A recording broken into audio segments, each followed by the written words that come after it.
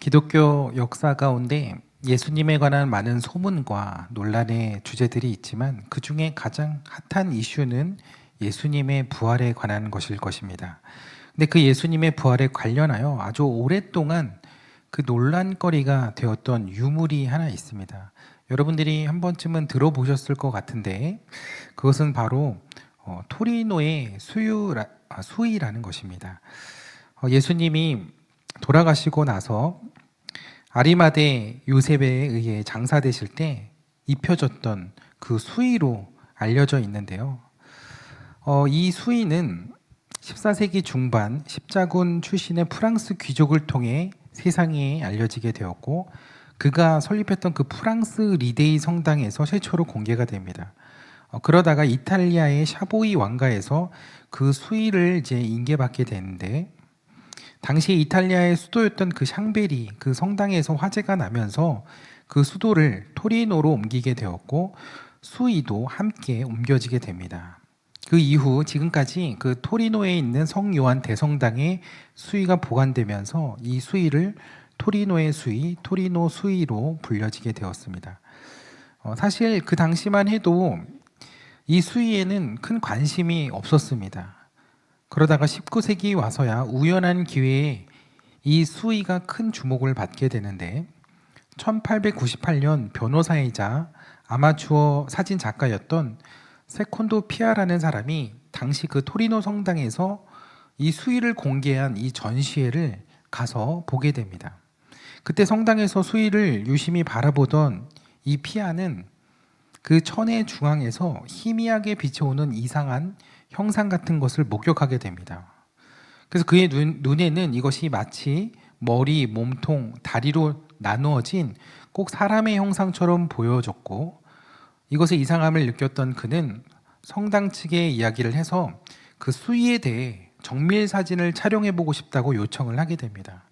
성당에게 허락을 받고 이제 그 사진을 다시 정밀하게 찍어서 현상을 하게 되었는데 그는 믿을 수 없는 광경에 자신의 두 눈을 의심하게 됩니다.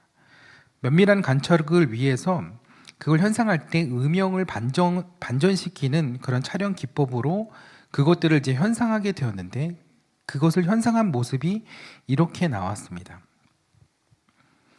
누가 봐도 사람의 모습이라고 할 수밖에 없는 얼굴의 모습과 그 몸의 모습이 나오는 거죠. 그냥 육안으로 볼 때보다 훨씬 더 뚜렷하게 그 모습이 드러나 보였습니다.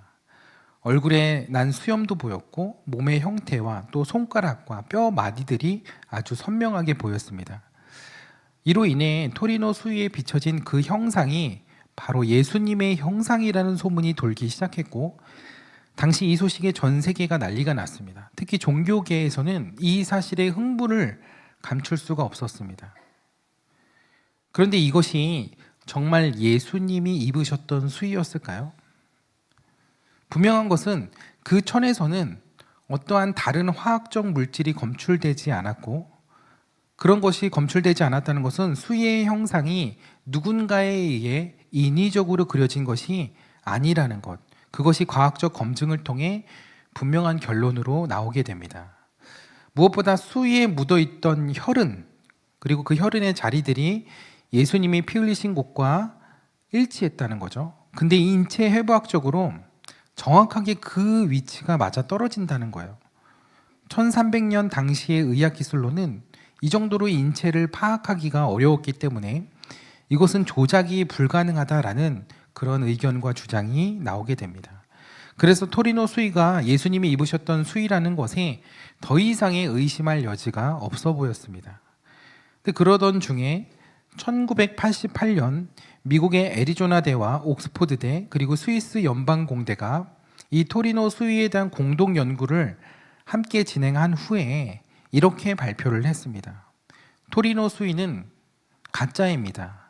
이것은 조작된 것입니다. 라고 발표를 했습니다. 근거는 이것이었습니다. 수의에 대한 방사성 탄소 연대 측정을 해보니까 천의 제작 연대가 고작 13세기에 불과한 것으로 밝혀졌다는 거예요. 이는 성경에 기록된 예수님의 시대와 무려 1300년이 넘는 그런 차이가 있었던 것입니다. 그래서 이것은 그냥 일개 중세 시대의 산물일 뿐이다 라는 주장을 하게 된 것입니다. 그러자 이 수위가 예수님의 수위라고 주장하는 학자들이 또다시 반박을 하게 되는데요. 과거에 수위가 보관되어 있던 샹베리 성당은 화재가 났었고 당시 수위도 심각한 피해를 입게 되었는데 그때 수위를 수선했다는 거죠. 그리고 그 수선했다는 기록이 분명히 남아 있다는 것입니다. 실제로 당시 클라라 수녀의 수녀들이 30개의 삼각형 패치를 수위에 덧대는 작업을 하게 되었고 그 과정에서 중세 시대의 천을 사용했을 것이라는 그 주장이 신뢰를 얻게 됩니다. 실제로 그 수위에는 그런 흔적이 있었고 최근에 20세기에 와서 그 수위를 복원하면서 그 패치들을 제거하기도 했습니다. 그러다 보니 연대 측정이 이전에 있었던 것은 제대로 됐을 리 없고 천사의 이물질도 완전히 제거되지 않아 그 방사성 탄소 연대 측정에는 치명적인 오류가 있으며 신뢰할 수 없다는 주장을 하게 됩니다. 그래서 연대 측정이 다시 이루어져야 한다고 주장을 하게 됩니다. 그러다가 2022년 3년 전이죠. 광각 X선 산란 기법이라는 최신 기술을 적용하여 다시 연대 측정을 하게 되는데 그 결과가 어땠을까요? 결과는 이 수위의 제작 시기가 2000년 전 1세기의 것이며 예수님의 시대와 일치한다는 결과가 나오게 되었습니다. 이것이 이제 최근 연구의 결과인데 이 결과를 바탕으로 데일리 익스프레스라는 곳에서는 이걸 기반으로 해서 그 수위 뒤에 있는 예수님의 얼굴을 시뮬레이션으로 작업해서 최신 이미지 생성기를 사용해 이런 모습으로 그렇게 만들어내기도 했습니다. 굉장히 그럴듯해 보이죠? 하지만 여전히 이것이 정말 예수님의 시신을 덮고 있었던 수위였는지에 대한 논란은 계속되고 있습니다. 그것이 설령 2000년 전의 유물이라고 할지라도 예수님 당시에 로마 정부에 의해 십자가에서 처형을 당한 유대인들이 수천 명에 달했고 그 중에서 세마포 수위를 입게 된 사람이 예수님만이 아닐 수 있기 때문입니다. 여러분, 제가 이 토리노 수위에 대해서 설명드리는 동안 여러분들의 마음이 여러 번 왔다 갔다 했을 것 같아요. 저게 정말 예수님의 수위인가? 아닌가? 맞나? 아닌가? 솔직하게 얘기해 보세요. 왔다 갔다 하셨죠? 네. 근데 결론은 아직은 확실히 알 수 없다입니다. 근데 제가 왜 이런 이야기를 여러분들에게 시작부터 말씀드린 것일까요? 조금은 허무할 수 있지만 예수님의 부활을 증명하는 데 있어서 그 수위는 그렇게 중요하지 않다는 것을 말씀드리기 위함입니다. 그 수위가 정말 예수님의 것인지 아닌지가 그렇게 중요하지 않다는 거예요. 중요할 수 있겠죠, 어떤 부분에서는. 그러나 예수님의 부활을 믿는 데 있어서는 그렇게 중요하지 않다는 거예요.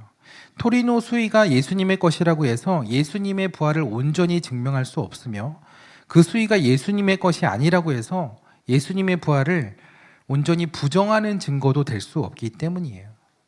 그런데 우리는 자꾸 예수님의 부활을 그런 보이는 증거물에서 자꾸 찾으려고 한다는 것이죠. 그러나 우리는 이때 성경으로 돌아가야 하는 것입니다.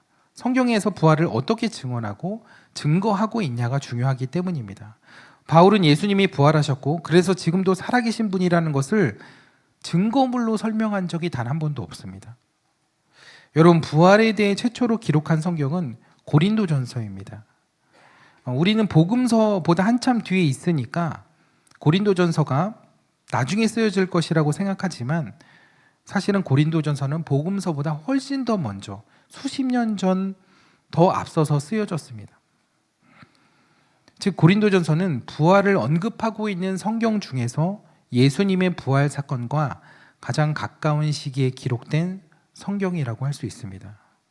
이것이 중요한 의미를 갖는 이유는 부활이 후대에 만들어진 교리가 아니라 초기 기독교가 시작될 때부터 예수 공동체가 공유한 중요한 신앙의 고백, 그 고백의 뿌리 중에 하나가 바로 부활이었다는 것을 보여주기 때문입니다. 그래서 바울이 이 이야기하는 부활의 의미가 오늘날 우리의 신앙의 고백에도 중요한 뿌리가 된다는 것이죠. 특별히 오늘 우리가 함께 읽은 고린도전서 15장은 부활장이라고 불리울 정도로 부활에 대한 중요한 논제들을 다루고 부활에 대해서 바울이 깊이 있게 이야기를 하고 있는데, 거기서는 이런 이야기들을 하고 있어요. 예수가 정말로 다시 살아났는가? 죽은 자가 어떻게 다시 살 수 있는가? 그러면 어떤 모습으로 다시 부활하는가? 그런데 우리는 왜 부활을 믿어야 하는가? 이런 문제들을 다루고 있는데, 바울이 이에 대해 자세히 다루고 있는 이유는 고린도 교회에 부활이 없다고 주장하는 사람들이 있었기 때문입니다. 근데 바울은 그들을 향해 예수 그리스도의 부활이 의심의 여지가 전혀 없는 역사적인 사실이라고 이야기를 하고 있습니다. 근데 그러면 근거를 가지고 이야기해야 될 거 아니에요? 어떤 근거를 가지고 그것이 사실이라고 자신 있게 이야기하는 것일까요? 증거물도 없이. 일반적으로 예수의 부활에 대한 증거라고 하면 우리가 빈 무덤, 수의, 십자가. 근데 사실은 그것은 부활을 증거하는 것이 아니라 예수님이 고난받으시고 예수님이 죽으셨다는 것을 증명하는 것이죠. 부활에 대한 증거는 아니라는 거예요. 근데 고린도전서에서 바울은 빈 무덤이나 그 수위를 그래서 증거로 제시하지 않고 있다는 거예요. 그러면 바울은 어떤 것을 부활의 증거로 제시하고 있는 것일까요? 바울은 증거물이 아니라 증인을 제시하고 있습니다. 여기서 증인은 어떤 증인을 말하는 거예요? 부활하신 예수님을, 그리스도를 만난 증인이죠. 그 증인들이 예수님이 부활하신 가장 확실한 증거라는 거예요. 그리고 그 증인들이 한두 사람이 아니라는 거예요. 굉장히 많은 사람들. 한순간에 500여 명에게 보일 정도로 많은 사람들이 부활하신 예수님을 경험하게 되었다는 것이죠. 그래서 오늘 우리가 읽은 말씀에서 바울은 그 증인들에 대하여 이야기를 하고 있는데, 제가 3절에서 8절까지의 말씀을 조금 쉽게 풀어서 읽어드려 보면 이와 같습니다. 내가 전해받은 중요한 것들 여러분에게 전해드렸습니다. 그것은 곧 그리스도께서 성경대로 우리 죄를 위하여 죽으셨다는 것과 무덤에 묻히셨다는 것과 성경대로 사흘째 되는 날에 살아나셨다는 것과 게바에게 나타나시고 다음에 12제자에게 나타나셨다고 하는 것입니다. 그 다음에 그리스도께서는 한 번에 500명이 넘는 형제 자매들에게 나타나셨는데, 그 가운데 더러는 세상을 떠났지만 대다수는 지금도 살아 있습니다. 그 다음에 야고보에게 나타나시고 그 다음에 모든 사도들에게 나타나셨습니다. 그런데 맨 나중에는 다리 차지 못하여 태어난 자와 같은, 즉 미숙아와 같은 저에게도 나타나셨습니다. 그만큼 예수님의 부활을 경험한 수많은 사람들이 있었다, 증인들이 있었다는 이야기를 하고 있는 것이죠. 그래서 부활의 증거에 대해서 바울이 고린도 교인들에게 이야기할 때는 증거물에 대한 이야기는 전혀 하지 않습니다. 대신 그 예수님을 경험한 증인들을 이야기하고 있다는 거죠. 그래서 빈 무덤이나 수위는 결정적인 증거가 될 수 없다는 거예요. 예수님의 최측근이었던 마리아나 베드로, 요한은 예수님이 죽으시고 난 다음에 예수님의 무덤을 찾아가게 됩니다. 그리고 그곳이 비어있음을 현장에서 직접 눈으로 확인을 했어요. 뿐만 아니라 예수님이 누우셨던 곳에 수의가 잘 개어져 있는 것도 보았습니다. 그런데 그들이 그 빈 무덤과 수의를 보고 예수님의 부활을 믿었을까요? 8절 말씀에 보면 베드로와 다른 제자, 이 다른 제자는 요한을 이야기하는데, 베드로와 다른 제자 요한이 같이 보고 믿었다고 이야기를 하고 있어요. 무엇을 믿은 걸까요? 이들이 믿은 것은 예수님의 부활이 아니었습니다. 그럼 무엇을 믿은 걸까요? 무덤에 돌이 옮겨져 있고 그 무덤 안이 비어 있었다는 막달라 마리아의 이야기를 믿었다는 것입니다. 이들은 그 막달라 마리아의 이야기를 듣고 무덤으로 달려온 거예요. 정말 그런지, 정말 무덤이 비어 있는지를 확인하기 위해서 왔다는 거예요. 그러니까 무덤이 비어 있고 돌문이 열려 있다는 것을 들은 그 이야기를 믿었다는 거죠. 예수님의 부활을 믿었다는 것이 아니에요. 그걸 어떻게 알 수 있느냐? 그 다음 9절 말씀에 보면 그들은 성경에 그가 죽은 자 가운데서 다시 살아나야 하리라 하신 말씀을 아직 알지 못했다고 했어요.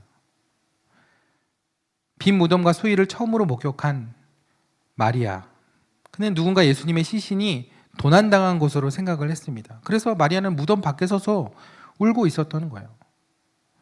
제자들도 부활하신 예수님을 보기 전까지 정말 그 예수님이 부활하셨다는 것을 보기 전까지 믿지 못했습니다. 도마만 믿지 못한 게 아니라는 거예요.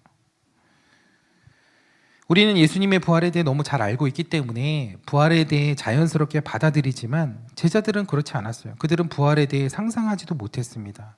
예수님께서 생전의 부활에 대해 이야기를 해주셨지만 그들은 한 귀로 듣고 한 귀로 흘려버렸던 거예요. 부활을 이해하지 못했기 때문이죠. 그러나 부활하신 예수님을 만나게 되자 왜 무덤이 비어 있었는지, 왜 수의가 저렇게 가지런히 개켜 있었는지를 이해하게 되었습니다.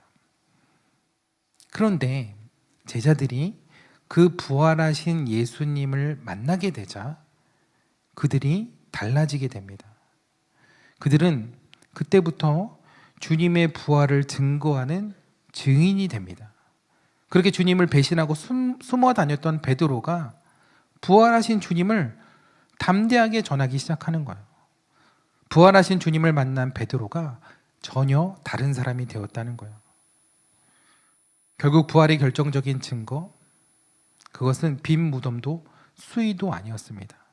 가장 확실한 증거는 부활하신 예수님을 전하는, 부활하신 예수님을 만난 그 사람이었다는 거예요. 베드로가 그렇게 확신 있고 담대하게 다시 사신 주님을 전할 수 있었던 것은 그가 부활하신 주님을 직접 만났기 때문이라는 것이죠. 그렇게 예수 믿는 사람을 핍박했던 사도 바울도 다메섹에서 부활하신 예수님을 만나고 그의 인생은 180도 달라지게 되죠. 그래서 오늘 말씀에 셀 수 없을 정도로 많은 사람들이 부활하신 주님을 보았고 무엇보다 미숙한 자신과 같은 사람도 부활의 주님을 만나게 되었다고 이야기를 하는 것입니다. 이 이야기를 왜 하는 거예요? 내가 보았다는 거예요. 주님은 분명히 부활하셨다는 거예요. 그래서 그 주님을 본 우리 모두가 부활의 증거요, 증인이라고 이야기를 하고 있는 것입니다. 그렇다면 그 바울의 말대로라면 우리 또한 부활의 증인인 줄 믿습니다. 우리가 바로 부활의 증거인 줄 믿습니다. 여러분 예수님을 만나셨습니까? 부활하신 예수님이 지금도 살아계셔서 여러분들의 기도에 응답하시고 역사하고 계신가요? 그러면 여러분들은 예수님을 목격하고 경험한 증인들인 거죠. 여러분들이 바로 부활의 결정적인 증거인 것이죠. 주님이 부활하셨기 때문에 이 땅에 복음을 들고 선교사들이 오게 되었고 주님이 부활하셨기 때문에 그 복음으로 이 교회가 세워진 것이고 주님이 부활하셨기에 저와 여러분들이 이 자리에 있기 때문입니다. 그렇다면 우리가 본 예수님, 우리가 경험한 부활하신 그 주님, 그 주님의 증인이 우리가 되어야 하지 않을까요? 여러분들의 삶을 통해서 부활하신 그 주님을 증거해야 하지 않을까요? 선교에 관심을 가졌던 한 젊은이가 있었습니다. 그는 시카고의 휘튼 대학을 수석으로 졸업한 뒤에 어느 날 남미 에콰도르의 미 전도 종족 선교사로 자원하게 됩니다. 하나님의 부르심이 있었던 거죠. 그래서 1952년 에콰도르에 들어가서 현지의 언어와 문화를 익히며 그렇게 선교 사역을 준비하게 되는데 그때 아우카 부족을 알게 되었고 그들에게 복음을 전하기 위해 그때부터 마음에 품고 기도하기 시작했습니다. 그리고 1956년 그는 동료 선교사 4명과 함께 그 부족과 직접 접촉하여 그들에게 복음을 전하기 위해 그들을 찾아가게 됩니다. 하지만 너무나 허망하게 그렇게 준비했던 오랜 시간들이 너무나 허망하게 그들은 그 첫 만남에서 그 5명의 선교사가 모두 그들의 창과 도끼로 무참히 목숨을 잃게 됩니다. 그때 28세의 나이에 안타깝게 순교하게 된 그 선교사의 이름이 짐 엘리엇입니다. 이후에 그의 아내에 의해 그의 글과 일기가 공개되었고 책으로도 출간이 되었는데 그 책의 제목이 전능자의 그늘이라는 책입니다. 근데 그의 글이 이렇게 시작이 됩니다. 주님, 성공하게 하소서. 높은 자리에 오른다는 것이 아니라 제 삶이 하나님을 아는 가치를 드러내는 전시품이 되게 하소서. 주님, 제 삶을 통해서 하나님의 영광을, 하나님을 드러내는 삶이 되게 해달라고 그 글을 시작하게 됩니다. 그리고 그는 이렇게 기도를 합니다. 하나님, 제가 감히 하나님께 기도합니다. 이 부족한 나의 나무 토막 같은 인생에 주여 불을 붙여 주소서. 제가 주를 위해 탈 수 있도록 나의 삶을 주께서 소멸시키십시오. 이 몸은 주의 것입니다. 나는 오래 사는 것을 원치 않습니다. 완전하고 풍성한 삶을 원합니다. 바로 주님과 같이. 젊은 나이에 그것도 대학을 수석으로 졸업할 정도로 명석했던 그가 기꺼이 목숨을 내놓으며 순교자의 길을 걸어갈 수 있었던 이유가 무엇이었을까요? 그것은 그가 부활하신 주님을 만났기 때문인 줄 믿습니다. 부활의 첫 열매가 되신 그 주님을 만나게 되자 예수님의 제자들처럼 짐 엘리엇 선교사도 그 죽음을 두려워하지 않게 된 거예요. 오직 그들에게 주님의 사랑을 전하고 지금도 살아 역사하시는 그 주님의 복음을 전하는 그 사명만이 그 마음에 타오르게 된 것입니다. 부활하신 주님을 만난 사람에게는 그런 사명이 생기게 되는 거예요. 내가 바로 증인입니다. 내가 바로 부활의 증거입니다.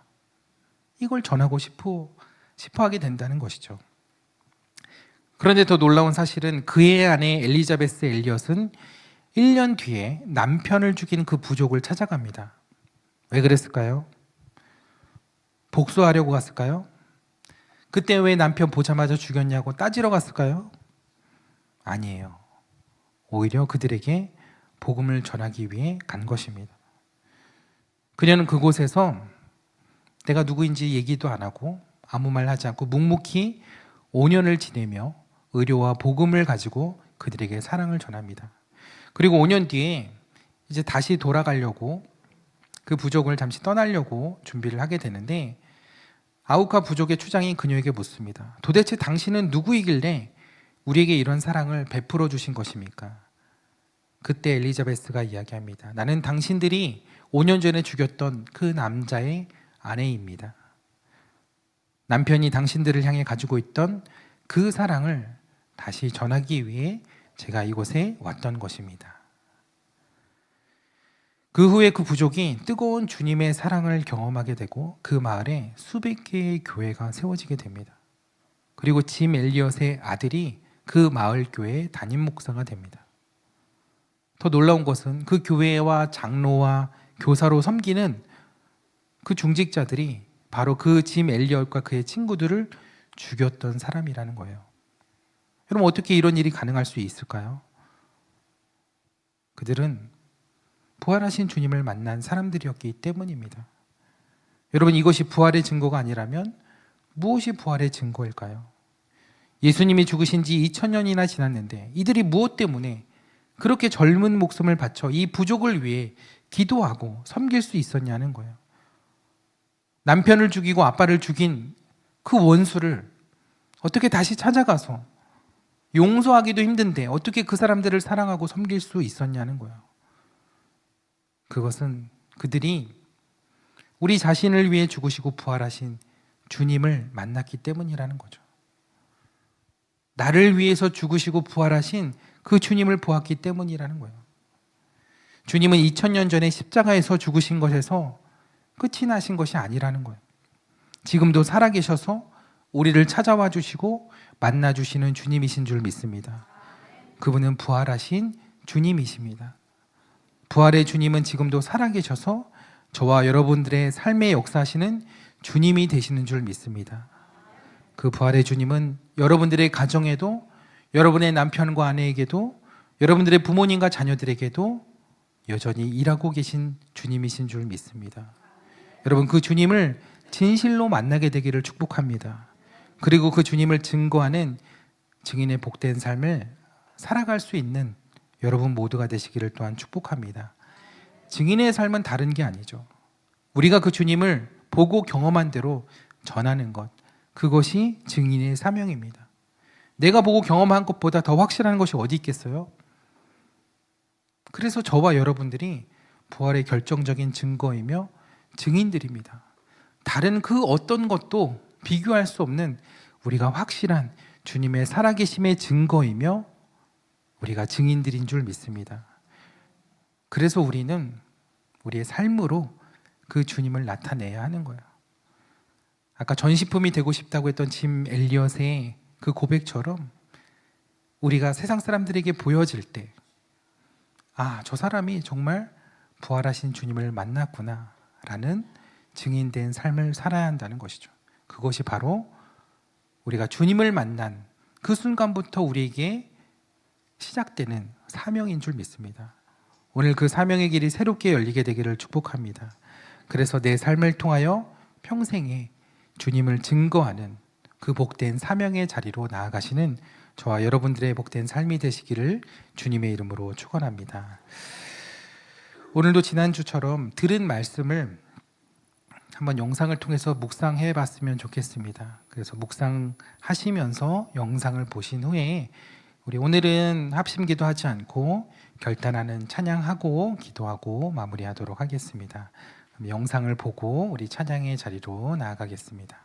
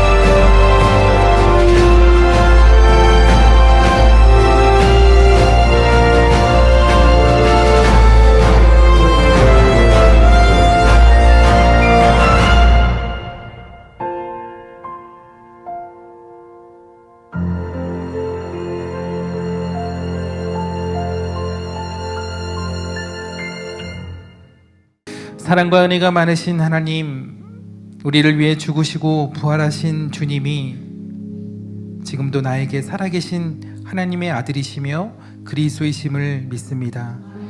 이 시간 이곳에 나온 모든 이들에게 그 부활하신 그 주님의 은혜가 하늘로부터 임하게 하여 주옵소서. 그래서 오늘 이 기쁜 날 부활의 기쁨과 은혜를 풍성히 누리는 저희들이 되게 하시고, 우리만 그 기쁨을 누리는 것이 아니라 부활의 증인으로서 그 기쁨을 모든 사람들에게 나눌 수 있는 그리스도의 증인된 삶을 살아가게 하여 주옵소서.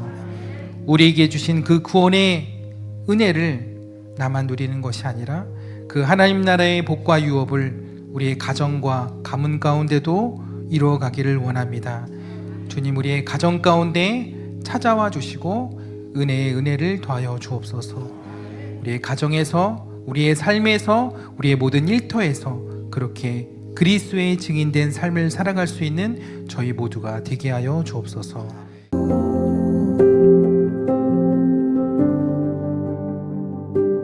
When I wake, I know you are with me. In the dark, I can almost see you clearly. Every day, you're singing over me. Like water, my love runs free. Oh, there is nothing like your love.